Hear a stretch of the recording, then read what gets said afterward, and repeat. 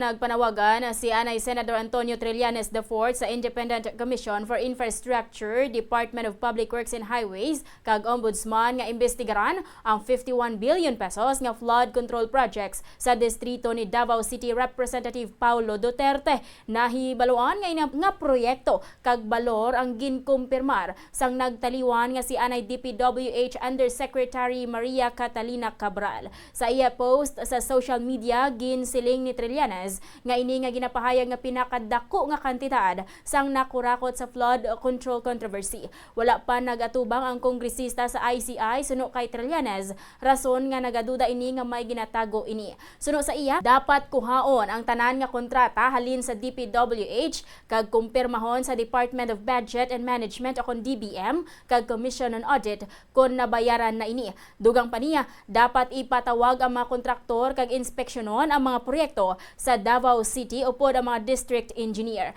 Nagakinahanglan hibaluon man kung ang mga ini nga ghost projects o kon substandard kag magpasaka sang nagakaigo nga kaso batok sa mga may kahilabtanan. Matandaan nga nauna na nga ginkumpirmar ni Cabral sa House Committee sang Setyembre nga nakabato ng distrito ni Duterte sang 51 billion pesos sa flood control project sa tunga sang pandemya. Apang ginpanginwala ini ni Representative Duterte ang aligasyon batok sa iya.